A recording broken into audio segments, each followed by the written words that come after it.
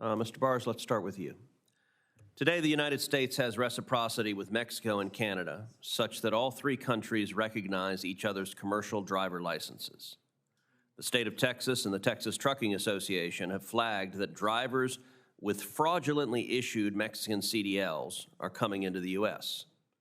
These drivers may not actually have the experience to drive safely on the roads and could potentially be violating U.S. cabotage laws. Mr. Barrs, can you discuss your views on this issue, and if confirmed, will you work with me and my office to fix this problem? Senator, thank you for the question.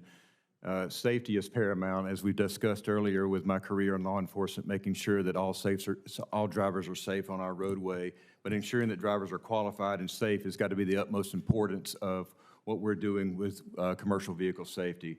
If confirmed, I'm committed to addressing this particular issue. I've worked closely with the Texas Department of Public Safety throughout my career and understand that this particular issue is concerning, and we'll work closely with you and your office to ensure that we can make sure that all drivers who are in our country are safe.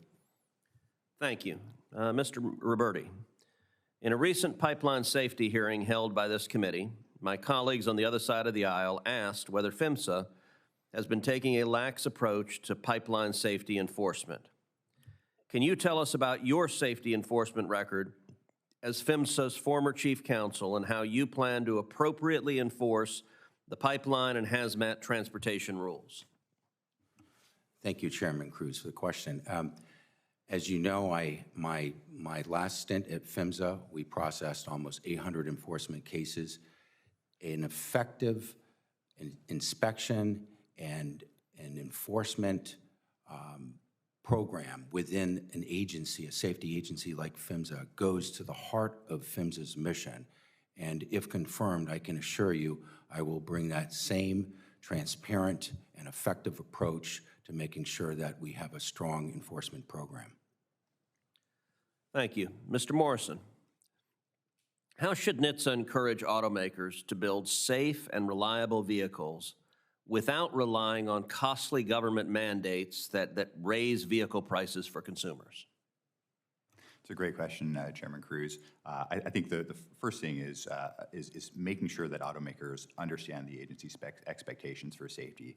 Remember, we have federal motor vehicle safety standards, but more importantly, the agency has very, very broad defect authorities, and automakers have a responsibility to recall vehicles within 5 days of a defect in design, construction, or performance that could lead to an unreasonable risk to safety.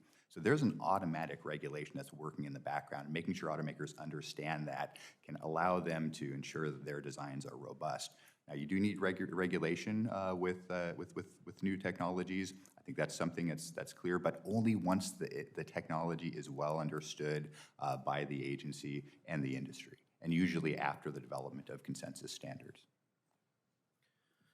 Mr. Barrs, freight fraud and theft has become a rampant problem across the United States. FMCSA must remain a safety agency, but there are things FMCSA can do in its role overseeing motor carrier safety that would stop fraud. For example, FMCSA is updating its registration system, and as a part of that work, it will stop issuing new motor carrier or MC numbers and require more thorough identity verification. Mr. Barrs, I'm working on legislation to enhance FMCSA's ability to identify and stop fraud. If confirmed, will you work with me on ways to stop fraud and freight fraud, and what do you see as the most promising strategies? Senator, thank you for that question. You're exactly right. This is a nationwide issue that is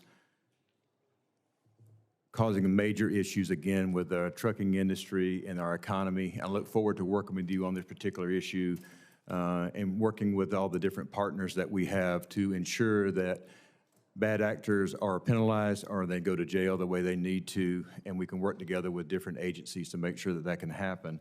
But I look forward to working with you on this particular issue moving forward. Yes, sir. Thank you. Mr. Roberti, in the 2020 PIPES Act, Congress authorized PHMSA to approve test programs for pipeline operators to evaluate innovative new pipeline safety technologies. However, we've heard that PHMSA received no request to engage in the test programs due to the mountain of red tape the Biden administration required for approval.